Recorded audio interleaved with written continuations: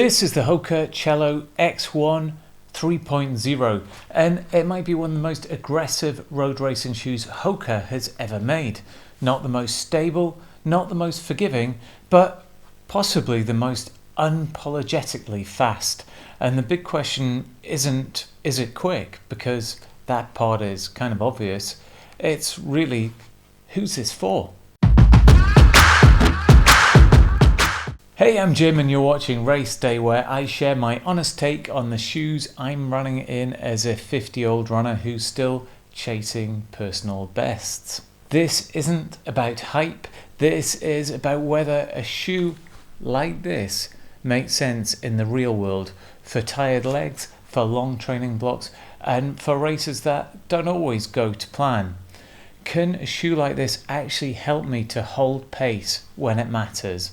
So today we're breaking down the HOKA Cielo X1 3.0. What does it do brilliantly? Where does it ask a lot from you? And does it belong on the start line with you?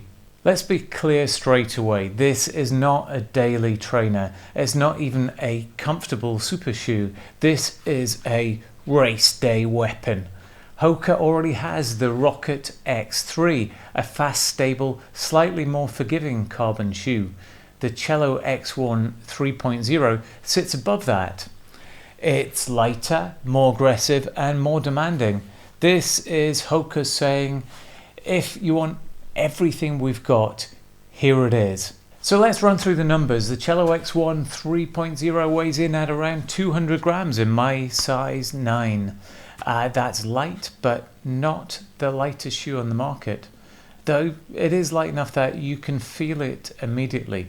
The stack height is 38 millimeters in the heel, going down to 31 millimeters in the forefoot, giving you a 7 millimeter drop. So it's a max stack super shoe, but it stays just on the right side of legality. The price, it's at the top end for me in the UK, £250, which means expectations are high. So let's talk about the upper. It's one of the biggest improvements in this version. It's a new leaner weave material that is thin and breathable and really race focused. There's almost no padding. Everything here is about weight and about the lockdown. The fit is snug, not roomy, not forgiving. This is a proper race day fit. If you've got wide feet or you like to have space in the toe box for a marathon, this is probably not the shoe for you. The lacing is asymmetrical, and once you get that dialed in, the lockdown is excellent. The heel hold is good, but the heel structure itself is pretty minimal. Again, looking at saving weight over comfort. Nothing about this upper is accidental, and I think it's excellent. The midsole is where the shoe really shows its character. It uses a dual layer of foam with a carbon plate sandwiched in between. The foam is soft and bouncy, but it's not mushy. There's also a deep channel running through the shoe, which allows the foam to compress and rebound more freely.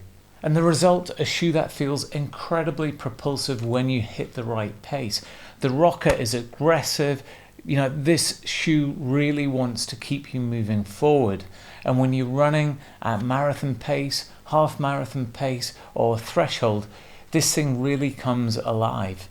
The faster you run, the better it feels. But there is a trade-off. This is not a stable shoe. The heel is narrow, there's a lot of foam, and not much lateral support. So if you're a heavy heel striker, or if you know that your form tends to fail later on in races, this shoe will let you know about it.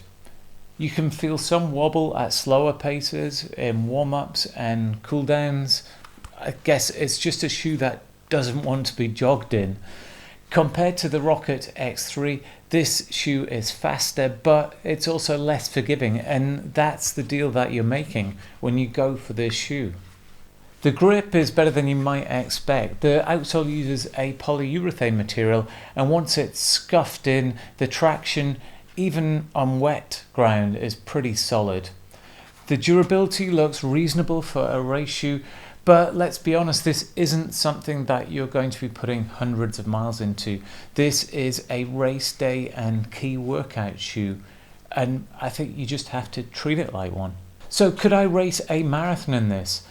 For the right runner, I think yes. If you run efficiently, you land on your midfoot or forefoot, you can hold form when tired, and you like a bouncy and aggressive ride, then this could be incredible for the right marathon. But if you're a heel striker, if you want something with maximum stability, and if you prefer something that disappears underfoot, then there are honestly better options out there. This shoe rewards good mechanics, and it punishes sloppy ones. So who's this shoe actually for? I'd say that it's for experienced runners, confident racers, people chasing small gains at the sharp end. It's not trying to please everyone, and that's what I actually like about it. It's a shoe that doesn't pretend to be friendly. It's just an honest, old-fashioned race shoe. So the final verdict, the HOKA Cielo X1 3.0 is fast, bouncy, aggressive. It's one of the most exciting race shoes that HOKA have ever made. But it asks for something back from you. If you're ready for that trade-off, this shoe absolutely can help you to run your best run. If not, there's no shame in choosing something more forgiving, because on race day, the best shoe is the one that helps you to run well. You've been watching Race Day. I'd love to know your feelings on this shoe. If you've taken this for a ride, if you've run a race in it, do leave us a comment below. Tell us what you think of it. Those comments are often far more valuable than the nonsense that I spout. So do take the time to leave a comment and help everyone out. Thanks for watching.